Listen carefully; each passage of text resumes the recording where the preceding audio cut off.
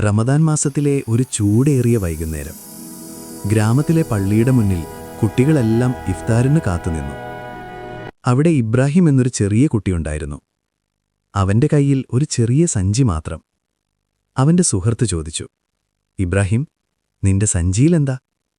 ഇബ്രാഹിം പുഞ്ചിരിച്ചു പറഞ്ഞു, "ഉമ്മ പറഞ്ഞു, ഇന്ന് ഇഫ്താറിന് പള്ളിയിലേക്ക് എന്തെങ്കിലും കൊണ്ടുപോകണമെന്ന്." അവൻ സഞ്ചി തുറന്നു. സഞ്ചിയുടെ ഉള്ളിൽ 6 ഈന്തപ്പഴം മാത്രം. സുഹൃത്തുക്കൾ ചിരിച്ചു. ഇതുകൊണ്ട് ആർക്ക് ഇഫ്താർ കൊടുക്കാൻ പറ്റും? ഇബ്രാഹിം മിണ്ടാതെ പള്ളിയുടെ കോണിൽ വെച്ചുപോയി. അല്പസമയത്തിനു ശേഷം ഒരു യാത്രക്കാരൻ പള്ളിയിലേക്ക് വന്നു. അവൻ വളരെ ക്ഷീണിതനായിരുന്നു. ഇഫ്താറിന് ഒന്നുമില്ലാതെ അവൻ ഇരുന്നു.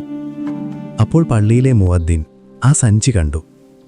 അത് തുറന്നു നോക്കിയപ്പോൾ 6 ഈന്തപ്പഴം. ആ 6 ഈന്തപ്പഴം മുഅദ്ദിൻ യാത്രക്കാരന് കൊടുത്തു.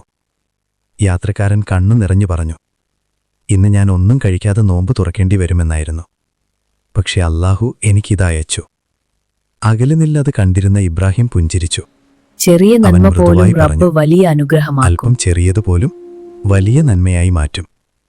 നന്മ ചെയ്യാൻ വലിയ സമ്പത്ത് വേണ്ട, ഒരു നല്ല മനസ്സ് മതി."